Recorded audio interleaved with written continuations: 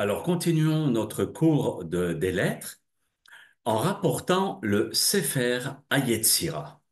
Le Sefer, le livre de la formation. Ce livre-là, on l'attribue à Abraham Avinu, qui était un très très grand kabbaliste, qui connaissait et qui comprenait le monde et la Torah d'une manière fantastique. Et c'est Hachem qui lui a transmis ses connaissances et depuis Adam Arishon. Dans le Perek Aleph, à la Mishnah Aleph, vous voyez, au chapitre 1 et à la Mishnah 1, là-bas on nous enseigne ce qui suit. C'est évident qu'on va rien comprendre, mais on va le lire quand même pour ensuite tenter de l'expliquer. בשלושים ושתיים נתיבות פליאות חוכמה חקק יה השם צבקות את עולמו. בשלושה ספרים, בספר, ספר וספור. Maintenant, on traduit. C'est par les 32 chemins, ou les 32 sentiers merveilleux, pliotes de la sagesse, que Hachem, roi de l'univers, a formé et créé l'univers par trois séparim, par trois livres. Quels sont ces trois livres? Alors, Sfar, ce qui est le nombre, Sipur, d'accord, qui veut dire le nombrant, et Sefer, qui veut dire le livre, mais ici c'est le nombré, dans le sens du texte. Maintenant, vous allez me dire, mais on comprend absolument rien du tout. Qu'est-ce que ça veut dire que le monde, il a été créé par Sfar, Sipur, Sefer, et 32, tu sais quoi, c'est 32 chemins de la sagesse, etc. Donc, nous avons un très, très, très grand rave qui s'appelle le Ramban. C'est l'acrostiche de Rabbi Moshe Bar Nachmanide. Ce grand maître était en 1174 et est parti de ce monde en 1270. C'était un très, très, très grand kabbaliste. Le Maharho, le Rabbi Haïm Vital, qui était l'élève du Harizal, de maître de la Kabbalah, qui vivait en 1500. Et c'était une sommité. Et il marque dans son Sefer, dans l'Agdama précisément, dans la préface de son livre, sache que depuis que le Ramban est parti de ce monde, malheureusement, les kabbalistes euh, sont devenus faibles dans le niveau. Vous allez me dire, mais on a des kabbalistes, Baruch Hashem, Baba Saleh, le Rav Shalabi, le Hida. Il est vrai qu'il y a des kabbalistes, mais comme le Ramban, avant, ils touchaient la Kabbalah, ils la comprenaient et ils la maîtrisaient. Par la suite, c'était un peu différent. On dit très bien que le Ramban, qui faisait partie quand même des Rishonim, ça veut dire des sages médiévales, leur connaissance était phénoménale. Et avant ça, encore plus grand. Et on va l'expliquer tout à l'heure pourquoi il y a eu cette Yeridat Adorot, cette descente et cette chute en Torah où on ne comprend de moins en moins. Même si on a de plus en plus de livres et de CD, tout ce que vous voulez, c'est fantastique. Tous les cours qu'il y a, on appuie sur un bouton, on a un cours qui nous détaille tout. Malgré tout, on ne comprend pas exactement ce que l'on doit comprendre comme il est marqué dans le Sefer Marho, dans la Gdama. Ça veut dire que la Torah, elle est très, très profonde et qu'il faut se transformer en réceptacle pour recevoir cette Torah. C'est lui qui pense avoir tout compris, etc., se met le doigt dans l'œil jusqu'au coude. Et le jour qu'on comprendra qu'on ne comprend rien, c'est à ce moment-là qu'on commencera à comprendre. Vous voyez? Alors, au moment, le Ramban nous raconte sur lui que il connaissait les chemins de là-haut, c'est dans le monde spirituel qui est infini. Il le connaissait comme sa poche. Quand j'étais jeune, on m'avait dit ça, j'avais pas compris ce que ça voulait dire. Parce que moi, je me disais, moi, dans ma poche, parfois, je ne sais pas ce qu'il y a. Alors, qu'est-ce que ça veut dire comme sa poche? Quand vous mettez votre main dans votre poche, automatiquement, votre main remplit tout l'espace de la poche. Donc, elle maîtrise véritablement toute la poche. Pareil en ce qui concerne le Ramban. Il maîtrisait la science de là-haut, il savait exactement ce qui se passait là-haut, quel chemin prendre, etc. Regardez l'histoire que j'avais racontée sur YouTube, sur la grandeur et la puissance du Ramban avec son élève qui était malade. C'est quelque chose de fantastique, une histoire vraiment qui touche énormément. Alors, ce grand maître, il va nous expliquer ce Sefer HaYetzira. Alors, quand on dit Beshloshim Veshtayim Netivot par 32 chemins, le Rav nous dit, ah, tu sais, c'est quoi les 32 chemins? Ce sont les 10 séphirotes, je vais expliquer, et les 22 lettres de l'alphabet.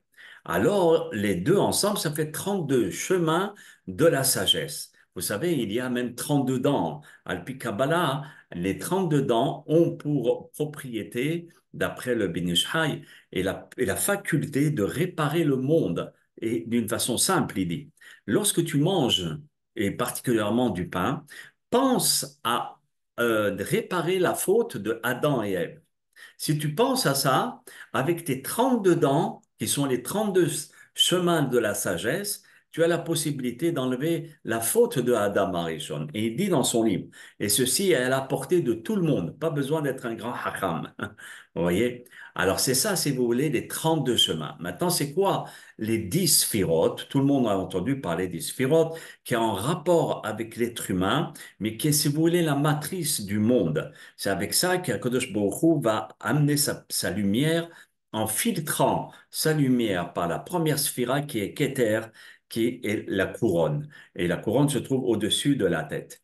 Ensuite, il y a la Chokhmah qui est vers la droite, la Binah Da'at aussi, ce qui veut dire la sagesse. Après, il y a le Hesed qui se trouve vers le bras droit, comme ça, qui est la bonté. Ensuite, nous avons la Gvura qui est à côté de gauche. Et à gauche, ici, en haut vers la tête, c'est la Bina. Vous voyez, je l'ai sauté. Et donc, ensuite, nous avons la Tiferet, qui est le corps humain, le tronc, qui est de couleur jaune, et parce que chaque partie, elle a une couleur. Et ensuite, nous avons le Netzach, qui est à droite, et le Hod, qui est à gauche. Et pour finir, non, pas pour finir, ensuite, nous avons le Yetzod, qui est ici, vers le milieu, et le Malchut, ok, la Malchut qui est là, qui est carrément la couronne de la Mila. Ça, c'est concernant l'homme, mais aussi dans les mondes supérieurs. La lumière d'Hachem va traverser tous ces mondes-là pour être filtrée de façon à ce qu'on puisse supporter la puissance d'Hachem, la grandeur d'Akadosh Baruch Hu, sinon on est brûlé. Et si on n'est pas brûlé, on n'arrive pas à supporter. Ouais, parce qu'on ne peut pas faire ce que l'on veut. Tandis que là, Hachem, il est Elohim, il aime. Il aime, ça veut dire muet. Et parfois, on fait des erreurs et il nous dit rien. Tandis qu'avec, s'il ne filtrait pas sa lumière, ça barderait. Donc, ça veut dire que depuis la création du monde, au moment où il y a eu la construction du Beth Amikdash Rishon, le premier temple, mes chers amis, il y avait une connaissance de la Torah, il y avait une lumière à l'époque de Shlomo HaMelech, qui a construit le premier temple. Il y avait des prophètes, il y avait une connaissance de la Torah, une compréhension de la Torah, quelque chose de majestueux. Et pourquoi? Parce que la lumière qui était ici n'était pas trop filtrée et on pouvait comprendre l'intériorité qui était le sod de la Torah Kedusha. Malheureusement, depuis la destruction déjà du premier temple, il n'y a plus eu de Nevi'im, on a le Ruach HaKodesh, mais on n'a pas de prophète. Ruach HaKodesh est un esprit saint. Donc avec ça, on peut comprendre des choses, mais pas la prophétie. Et encore moins, si vous voulez, la compréhension du Sod. Donc maintenant, on comprend le pourquoi dans nos générations, ou bien même dans la génération du Marho et de Rabbi Haim Vital, ou bien de Rabbi Yitzhak Luria, ou dans la nôtre encore pire, on est moins grand que les Rishonim, à l'époque du Ramban et de Rashi, de Rambam, et encore moins grand que les Tanaïm, et encore moins grand que les premiers Tanaïm qui vivaient à l'époque du premier temple ou à l'époque d'avant. Alors, ça veut dire que de plus en plus, on descend de niveau parce que on se sépare d'Hachem. Il y a des écrans. Il y a des écrans. Alors, c'est pour cela qu'il y a moins de compréhension. Maintenant, lorsque vous voyez les 10 chemins des sphirotes, d'accord, les 10 sphirotes plutôt, c'est avec ça qu'Akadosh Baruch Hu, il fait passer sa lumière. Et les 22 lettres, c'est avec ça qu'il a créé son monde. Maintenant, vous allez dire, mais c'est quoi le Shoshas Sapirim? C'est quoi les trois bijoux, pierres précieuses exactement? Voilà, c'est le mot, le terme exact. Les trois pierres précieuses, Bara et Tolamo, il a créé son monde.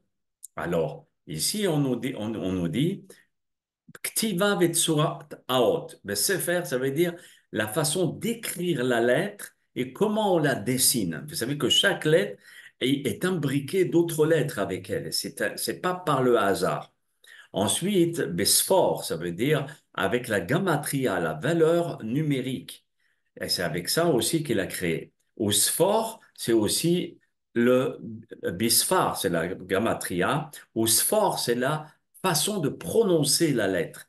Vous savez très bien, mes chers amis, que maintenant, l'hébreu qui a été donné par Akadosh Baruch Hu n'est pas une langue d'un être humain. C'est pas un être humain qui a créé ça, ou bien un groupe qui se sont réunis en disant, tiens, à partir d'aujourd'hui, nous allons créer une langue. Vous voyez, mes chers amis? Non, non, non. C'est Hachem Itbarach qui a créé ce dialecte et les lettres. Mais l'autre écriture, ok, on en parlera, Bezat Hachem, dans un autre cours dédié à ça, ok, parce que la Gemara rapporte par rapport à cette fameuse écriture qu'on disait que c'était l'ancien hébreu, c'est ça l'ancien hébreu, c'est lui le plus ancien. Et après est venu les autres lettres. Donc chaque lettre qui est dessinée, vous voyez, dans le P ici que vous voyez, c'est un kaf avec un yud à l'envers. Le même, c'est un resh avec un dalet, etc. On découvrira hein, tous ces mystères Bezat Hashem ensemble en épluchant les lettres. Mais donc, cela veut dire que chaque lettre renferme un trésor. Et donc, c'est ça les sapirim, les pierres précieuses. Et chaque lettre, elle a une façon d'être prononcée. C'est pas seulement un son qu'on va sortir de notre bouche, comme en latin, les lettres latines, c'est A, B, C. C'est-à-dire qu'en hébreu, c'est un mot. Aleph, Bet, Gimel. Donc, c'est tout un autre processus, d'accord? Et c'est ça, les 32 chemins des Netivot. Voilà, tout ça, on l'a expliqué.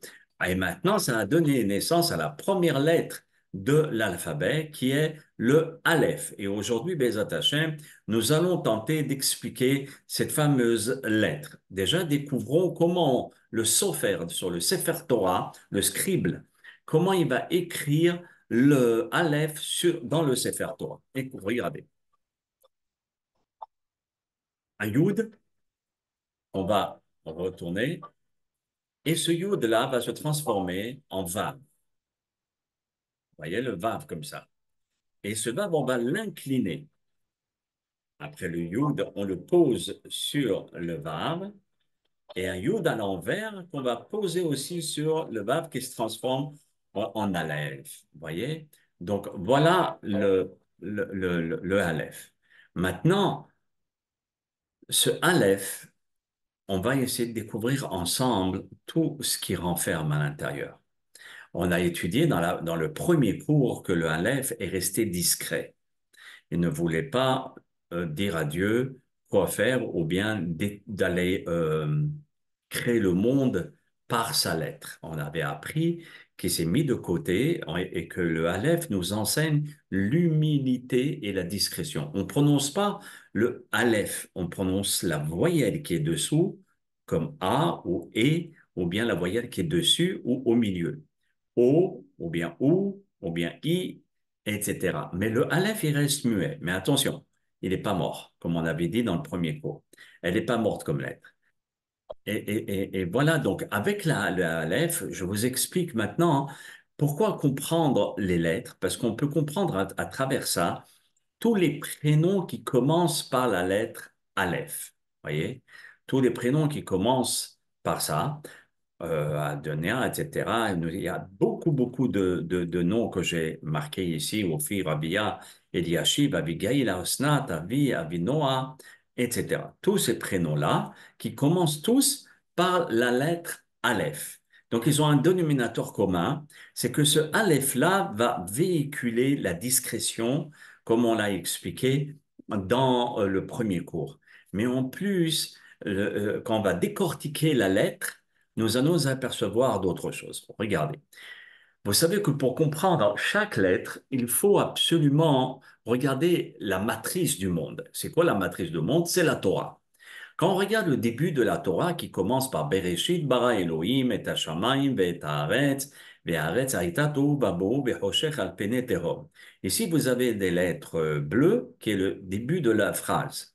Vous avez des lettres rouges, et c'est là-dessus que je veux attirer votre attention.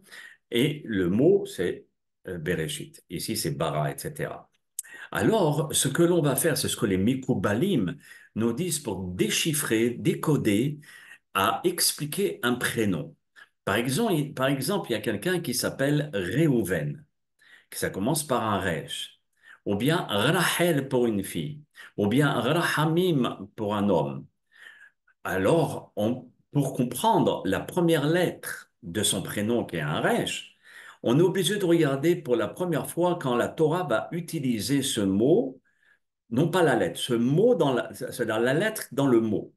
Ça veut dire, on va prendre le mot qui veut dire Bereshit, qui veut dire Réchit, le premier aux prémices, parce que le bet ici ne fait pas partie du mot, c'est dans. Vous voyez? Donc le mot c'est Rosh, Resh, Aleph, Shin, qui veut dire la tête. Donc ça veut dire que c'est une personne qui va avoir un Resh devant un mot, devant son prénom, comme les prénoms que j'ai cités, il va avoir le potentiel du mot Bereshit à l'intérieur de cette personnalité. Vous voyez comment décoder? Alors, ça veut dire il aura déjà toutes les forces du Resh, qui veut dire la tête, le Réchit, qui veut dire le prémisse, et qui veut dire Bereshit, le commencement, il voudra toujours commencer des choses, des idées, il voudra les faire, etc. Donc, c'est quelqu'un qui a la lettre Resh. Maintenant, c'est quelqu'un qui a la lettre Bet. Et tout de suite, je passe maintenant par la lettre Aleph concernant notre cours. Tous les prénoms qu'on a vus tout à l'heure, qui commencent par la lettre Aleph, mis à part les explications de la première vidéo, maintenant nous allons apprendre qu'il y a la Torah qui va utiliser cette lettre pour la première fois dans le mot, non pas la première fois, parce que vous voyez ici, il y a la Aleph. Ici aussi, il y a le Aleph, mais il ne commence pas le mot. Donc, le Aleph ici commence le mot et fait partie du mot.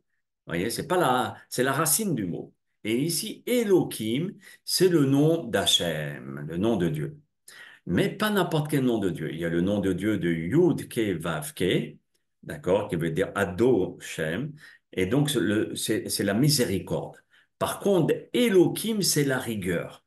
Non, une personne qui aura le prénom Aleph, d'accord, un Aleph au début de son prénom, alors quand c'est au début, c'est 100%.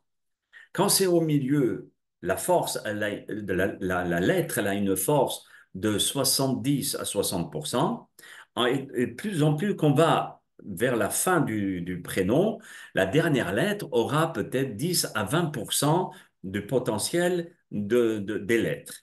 Mais le début, c'est un 100%. Donc, tous les prénoms que j'ai cités tout à l'heure, d'accord, que vous avez vu, regardez, il y a O, il y a Shib, etc., qui commencent tous par Aleph, ce seront par le premier Aleph qui veut dire Elohim, la rigueur.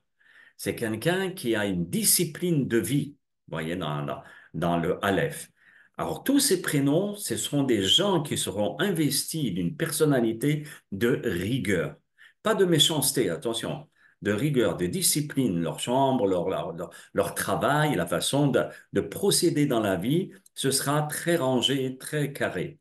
Et comme on le voit dans la Torah, vous voyez, Bereshit bara, Elohim, Dieu a créé au départ, et Hashamayim, et Haaretz, les cieux et la terre. Donc, pour comprendre que veut dire, mis à part les explications que nous avons données, qui est l'humilité, etc., ici on découvre un autre décodage, on décode autre chose, qui est la rigueur, la discipline. Elohim aussi, qui veut dire Alouf, le maître du monde, le chef. Aleph, qui veut dire un chef. Comment un Alouf dans l'armée, Alouf Shirishon, etc., c'est vraiment celui qui commande toute l'armée. Donc, c'est celui qui a la tête, comme le Aleph, la tête d'étude, d'accord? Le premier Aleph de la Torah est celui d'Hachem, qui est Elohim, comme nous l'avons rapporté. Donc, c'est la Midat Hadin qui est la rigueur. C'est une personnalité qui se base sur la sévérité et la rigueur. Ça ne veut pas dire qu'il est méchant, mais il est très haut d'accord? Il est tranchant, voilà.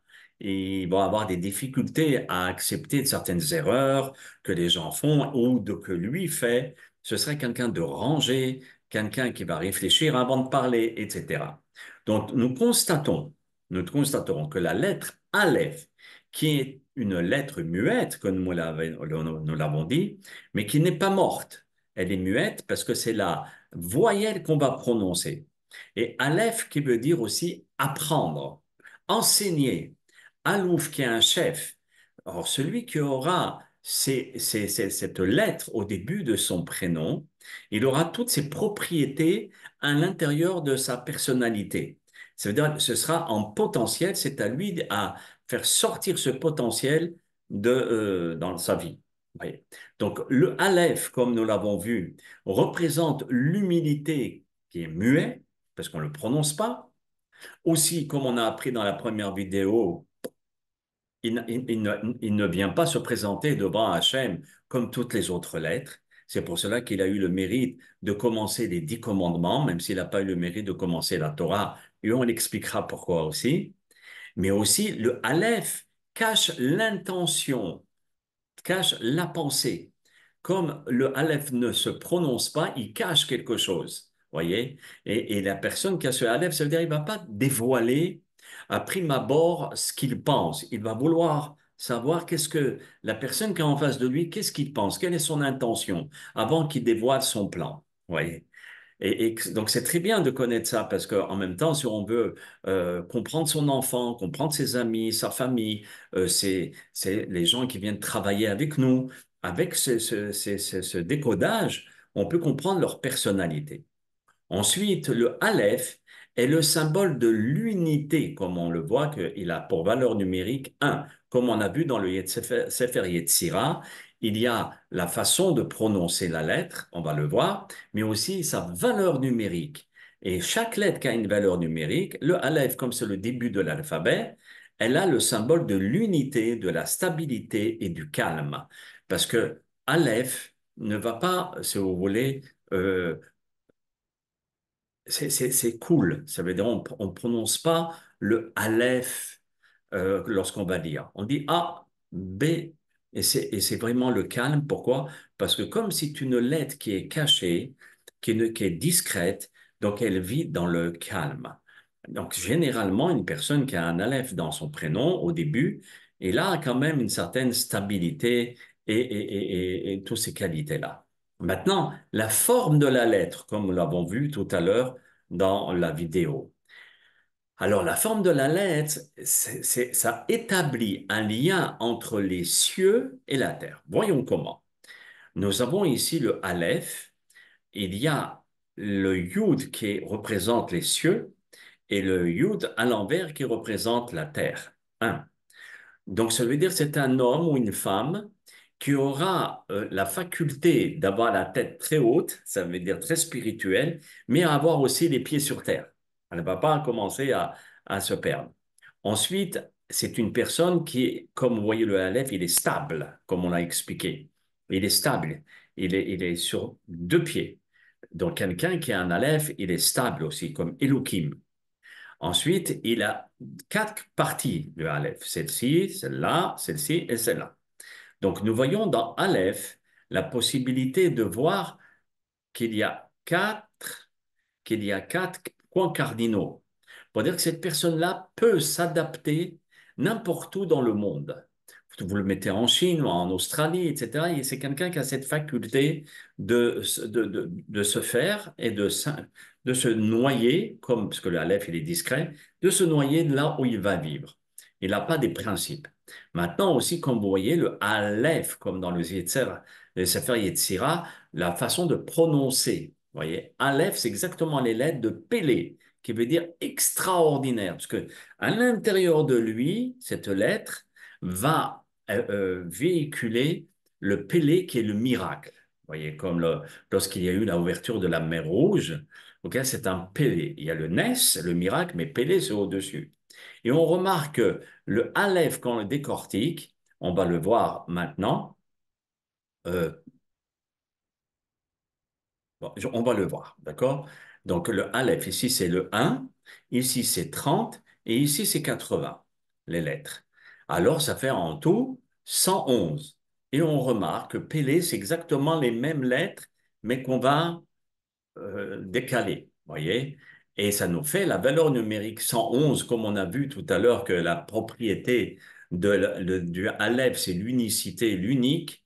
Alors on voit c'est un et un. Vous voyez, même dans sa valeur numérique du nom Aleph, quand on va l'écrire en grand, complètement, on va écrire la lettre, alors on tombe sur le chiffre 1, qui est l'unité. Aussi, le Aleph, on a vu tout à l'heure que c'était un yud en haut et un yud en bas avec un vav qui se prosterne. Comme si le vav, qui est la connaissance, avoir accès au monde de la connaissance, se soumet devant le Boré Olam, devant le maître du monde. Il n'est pas imbu de sa personne. Il y a la soumission. Vav aussi qui veut dire un crochet. C'est quelqu'un qui va accrocher les gens, qui n'est pas sauvage, qui vit lui avec lui-même. Non, il est aussi un crochet. Ça veut dire un homme qui est relationnel. Et le Yud qui est ici et le Yud qui est en bas, le Yud qui est ici représente le monde de l'au-delà et le Yud qui est en bas, c'est à l'envers, ok, parce que tout est à l'envers sur Terre par rapport à la vérité et les choses comment elles sont là-haut, tout est à l'envers. Mais donc, lorsqu'on regarde que le Yud représente le monde d'en haut, le monde d'en bas, et c'est une personne qui a accès à ces deux mondes et qui a l'humilité, encore une fois, de se soumettre devant Hachem ou devant l'autorité. Et sa valeur numérique, Yud et 6, c'est 26. Et le nom 26, comme vous l'avez deviné, c'est le nom de Dieu, Adoshem, d'accord, qu'on voit Yud Kevavke, qui est pour 10, 5, 6, 5, qui a pour valeur numérique 26. Donc on voit ici que quelqu'un qui aura un Aleph dans son prénom, il aura le potentiel et la faculté d'avoir un niveau spirituel exceptionnel. Mais quand je dis spirituel, attention, il faudrait qu'il fasse attention de ne pas faire fausse route, d'être un homme spirituel, mais de partir dans le bouddhisme, vous voyez, ou bien dans le christianisme. Et il va être spirituel, mais dans l'impureté, parce qu'il faut savoir que tout ce qui est pur donne la nourriture à ce qui n'est pas, ce qui est impur. Comme vous voyez en Israël, tout le monde veut Israël. C'est le pays pur. Mais le nombre de mosquées, le nombre d'églises qu'il y a là-bas, c'est imbattable. Parce que ces églises-là, ou bien ces mosquées, viennent téter le langage de la Kabbalah, qui dit, elles viennent téter la spiritualité d'Israël et la force de la Torah, parce que c'est le lieu même de la Torah, Israël, et c'est la pureté même, et ils viennent téter pour pouvoir exister, sinon ils s'écroulent. Alors ils prennent de la lumière, en quelque sorte, de la pureté pour la distribuer dans le monde. Et c'est ça, si vous voulez, l'impureté de la spiritualité. Donc, il faut faire attention quand on est spirituel, de ne pas faire fausse route, de faire très, très attention. Maintenant, l'écriture pleine du Aleph, comme on a vu, je vous avais dit, on va le voir. Donc, c'est Aleph, Lamed et P. Aleph. Voyons Aleph, voilà que nous voyons ici, donc le Aleph ici, le Lamed et le P. Regardez ce que représente chaque lettre, mes chers amis. Écoutez bien. Le Aleph ici, comme on l'a vu, c'est l'humilité, c'est le nom de Dieu, c'est la spiritualité, c'est la discrétion, l'unicité, et etc. Avoir les pieds sur la terre et aussi dans les cieux. La soumission, etc. Donc ça représente le virtuel, le spirituel, ça représente la première lettre du nom de Dieu. Donc tout ce qui est spirituel. Maintenant, nous avons le Lamed, vous remarquerez, c'est comme un être humain qui est assis, vous voyez? Oh, oh. Voilà, ici nous avons la tête, le corps, etc., les jambes. Donc c'est quelqu'un qui va s'asseoir pour Lamed, pour apprendre. Donc c'est l'être humain qui fait fusion avec le nom de Dieu, avec le Aleph. Et les deux lettres, c'est Elle, qui est aussi un des noms de Dieu, mais c'est le nom de la miséricorde, non pas comme Elohim. Ouais. Et le P, c'est ça qui va nous distinguer de l'animal, le P qui veut dire la parole. Donc on est doté de pouvoir expliciter nos idées par la parole. Donc on apprend Donc, on est spirituel, on ne fait pas fausse route, on apprend avec la Torah, et puis on va exprimer tout la sagesse de la Torah et de ce qui se passe dans le monde. Et on avait appris que le P, s'il y avait un grand P ou un petit P, parce qu'ici, c'est le P qui dévoile tout. Vous vous rappelez, dans la première vidéo des enfants qui avaient expliqué les lettres, ils avaient dit que le P normal, le petit P, ça veut dire que parfois il faut savoir se taire et non pas dévoiler des secrets. Et le P ici, non, dévoile tout. Toute la connaissance, tu la dévoiles. Et c'est ça ce que renferme ma lettre Aleph, qui est constituée de trois lettres et qui à l'intérieur, il y a un très grand moussard, beaucoup, beaucoup à apprendre. Donc, comme on l'avait dit tout à l'heure, le Aleph a pour numérique 1, et même quand on écrit en entier Aleph, eh ben, on a pour valeur numérique aussi 1, 1, 1. Donc, c'est vraiment quelqu'un qui est uni dans sa tête et dans son corps. Vous voyez, Aleph, c'est carrément 111 qui est l'unicité, l'unité. Et on l'a vu aussi, mais je vous le remets, qui Aleph est incroyable, voilà, Pélé est incroyable dans son unicité, dans sa façon d'être, parce que dans le muet, il remplit tout, si vous voulez. C'est incroyable les qualités que quelqu'un il aura, le Aleph, combien de qualités il aura. Aussi, voyons dans le Aleph, d'une autre manière de regarder, mais qui est complémentaire. Comme on a dit, le Aleph ici, c'est le Korah Eloki. Ça veut dire c'est la Neshama, la force spirituelle que nous avons. Lamed, qui veut dire en hébreu, apprend à lier ma par le fait de poser des questions. Pose des questions. L'essentiel, c'est pas la réponse. C'est de poser une question parce que là, on est en mouvement. On n'est pas, vous voyez, l'eau qui stagne, elle pourrit. L'eau qui est toujours en mouvement, elle ne pourrit pas. Pareil, un juif ou une personne qui va toujours se poser des questions, il est en mouvement, il apprend, il recherche, etc. Il faut rechercher et savoir où aussi, hein, attention. Et le P, qui est Koa Hadibur, c'est ça qui nous différencie de l'animal, la faculté de parler. Et donc le Aleph, dans son muet, d'accord, il a la possibilité d'expliciter les paroles, les choses. Donc, non pas des conclusions, mais peut-être une synthèse. Voilà. Même si j'ai marqué conclusion, la première synthèse qu'on peut faire pour le Aleph avant de continuer d'autres vidéos, donc c'est la puissance du Aleph, sa puissance, la stabilité, les Elohim, la rigueur, etc. Sa stabilité, les deux pieds sur la terre, même s'il a la tête en l'air. Vous voyez, il y en a qui sont tellement spirituels qu'ils oublient qu'ils sont sur Terre. Individualité, par son chiffre, son nombre, et Aleph, comment on l'écrit. La rigueur par rapport au nom de Dieu, pour la première fois là où il figure dans la Torah. La discrétion, comme le rapporte le Midrash et la Gemara, et aussi la lettre elle-même, on ne la prononce pas quand on lit.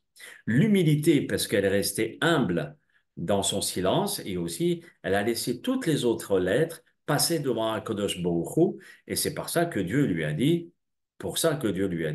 je te donnerai la chance de commencer les 10 commandements par Anochi.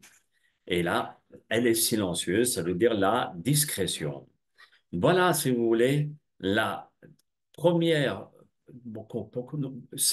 voilà, on va synthétiser la première partie des lettres, Be'ezrat Hashem.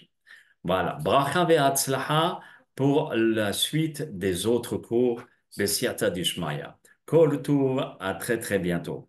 À très bientôt, mes chers amis, et que l'on puisse se réunir à chaque fois pour comprendre la Torah et les mystères des lettres et de Dieu. Kol Tuv, shalom, shalom.